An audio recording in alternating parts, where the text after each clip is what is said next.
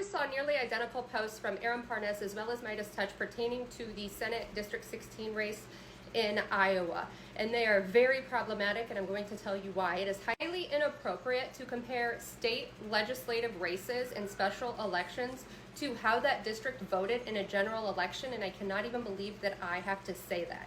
It is a Democratic talking point to get people to think that Democrats are really doing something and making gains, and that just is not evidenced by the special elections that have happened in Iowa. So what Parnas and Midas both say is she won the vote by 70, almost 71% of the vote, where Harris only got, I think, 58 or something to that effect.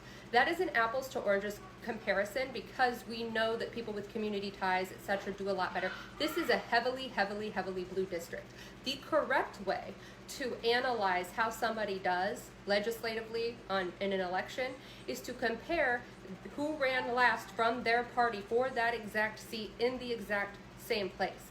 That would have been Kelsey. She walked away with just a little over 69% of the vote. But the second thing we know is that in special elections, it's the one time Democrats get a tiny bit of a boost, about a 1 to 2 point boost. So effectively, they did the same. Before Kelsey, it was Bolton, and he got about 66% of the vote. And before that, it was Dearden, who got almost 76% of the vote. So given some redistricting, it's actually somewhat of a loss, but still an extraordinary strong Democratic stronghold.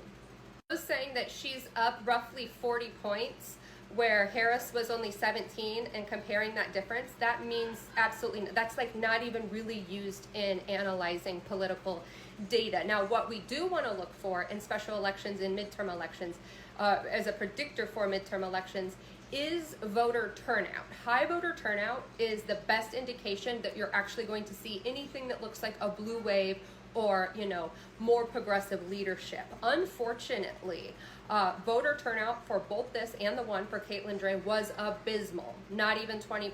That is not good considering the state of affairs and what everybody has witnessed happen here. This doesn't send a very scary message to Republicans whatsoever. Democrats used this same strategy with Harris and Clinton, where it was just like this vibe, this momentum. People hate Trump so much, and they thought, I guess, that by creating this vibe that it was going to get them elected, when in reality, if anything, it created overconfidence, but it also led the way for conspiracy theorists on the left, all of which have not only been unfounded, but have also taken a lot of money from donors. And so as somebody that's not getting paid to say these things, I can tell you what it looks like on the ground and